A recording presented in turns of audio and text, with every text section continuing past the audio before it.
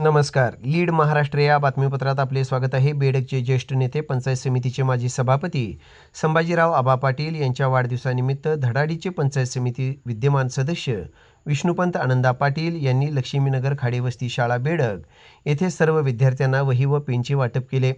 बेडग पंचायत समिती गणातून निवडून आल्यानंतर विष्णुपंत पाटील यांनी लोकहिताच्या कामावर भर दिला आहे.